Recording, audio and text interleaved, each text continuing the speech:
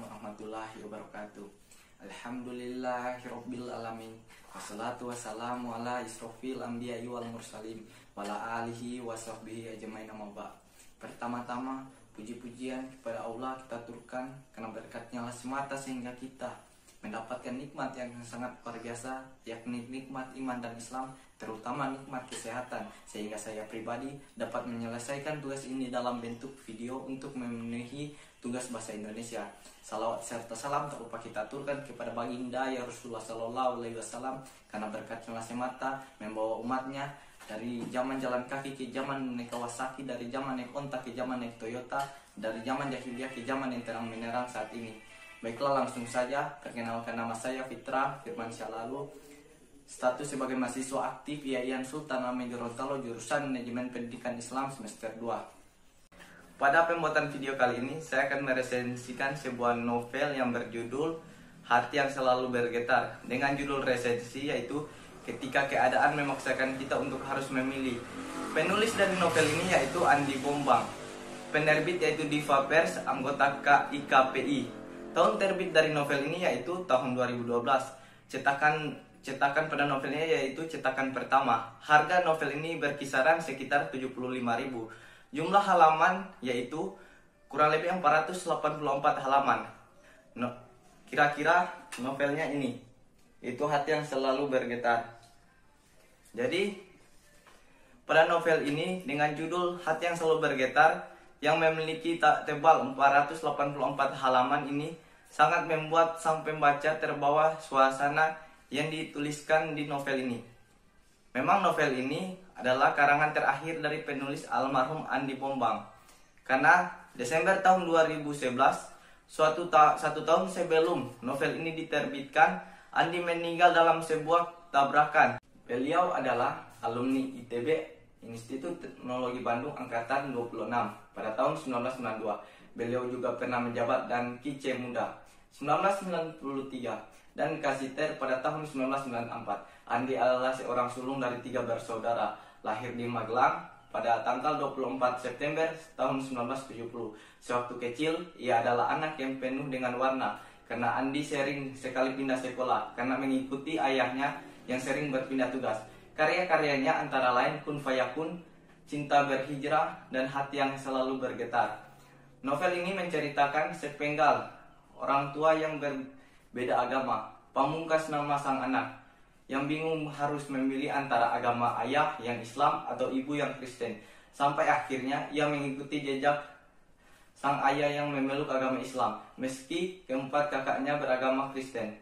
Ketika pamungkas hendak pindah ke Karawang untuk tinggal dengan kakaknya, sang kakek berpesan agar pamungkas mencari seorang guru yang telah melebur, lenyap, dan melihat alam barca. Sosok guru yang sesuai dengan keyakinan hatinya.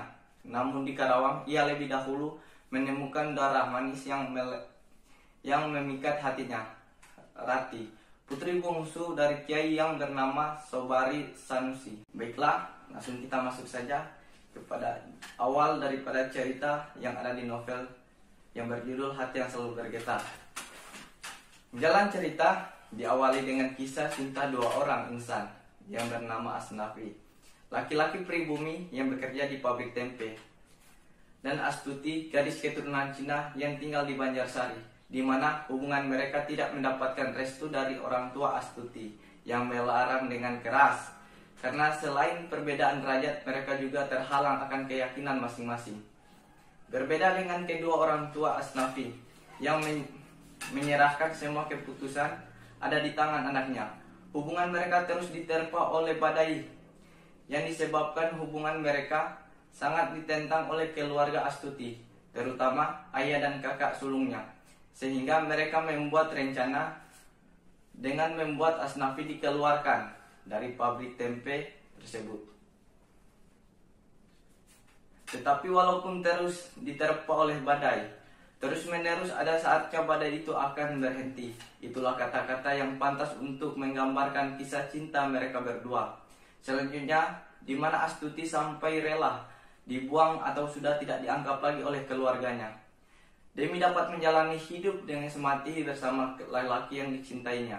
Seiring waktu, mereka hidup sebagaimana pasangan-pasangan yang lainnya, yang dikaruniai seorang anak laki-laki yang diberi nama Astono. Seperti bermain voli atau badminton, setelah nolnya pecah, yang selanjutnya tidak sulit mendapatkan angka pertama. Begitu juga seperti tahun pertama, tahun kedua, tahun ketiga, dan seterusnya.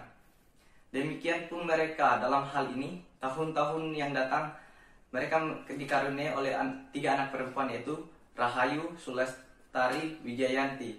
Dan satu lagi mendapatkan si bungsu, yaitu anak laki-laki yang diberi nama Pamungkas. Seperti yang dikutip di atas, bahwa keempat kakaknya mengikuti keyakinan ibunya, Kristen, dan hanya Pamungkas yang mengikuti keyakinan ayahnya, yaitu Islam. Novel karya Andi Bombang ini sangat menarik sekali dibaca, karena berisi hidup dengan kesederhanaan dan dikemas dengan bahasa yang mudah untuk dipahami. Karena disesuaikan dengan bahasa yang sering atau sudah umum untuk diucapkan oleh masyarakat Indonesia. Adapun kelemahan yaitu novel ini ada satu jalan cerita yang menurut saya mudah ditebak oleh pembaca akhirannya. Juga novel ini agak tebal sehingga mungkin saja dapat membuat para pembaca cepat bosan. Novel ini menyajikan sebuah jalan cerita yang benar-benar menyentuh hati, menyentuh ruang terdalam di mana cinta dan kenyamanan bermukim di sana. Dan mengajarkan kita bahwa setiap ada pilihan, maka harus ada salah satu yang harus kita korbankan. Dan janganlah pernah menyesali keputusan yang sudah kita ambil. Dalam novel ini juga menceritakan perjalanan hidup seorang yang penuh dengan warna-warni. Segala warna, inilah novel bercorak sustik yang mencetak kesederhanaan sang pembaca bahwa dialah meliputi segalanya. Itulah resensi atau ulasan mengenai novel yang berjudul Hati yang Selalu Bergetar. Dan jika saat saya tadi meresensi ada kata-kata yang tidak pantas atau kata-kata yang tidak baik untuk didengar atau perbedaan pendapat sehingga menyinggung hati daripada saudara-saudara sekalian, daripada penonton-penonton, mohon dimaafkan karena saya sadar saya hanyalah sebagai manusia biasa yang tidak luput dari kesalahan dan kehilafan, karena kebenaran semata hanya milik Allah Subhanahu wa taala. Pesan saya yang terakhir, mungkin ada kutipan-kutipan atau kata-kata yang teman-teman atau para penonton dengar dari video ini yang sangat baik untuk diambil. Karena untuk mendapatkan sesuatu yang belum pernah kita dapatkan, maka lakukanlah sesuatu yang belum pernah kita lakukan. Teruslah untuk membaca buku, dari mengeja huruf menjadi sebuah kata, mengeja kata menjadi sebuah kalimat yang bermakna, membaca, menulis, sehingga saat ini kita sadar kita belum mengetahui apa-apa. Sekian dari saya, wallahul muwaffiq ila aqwamit thoriq. Wassalamualaikum warahmatullahi wabarakatuh.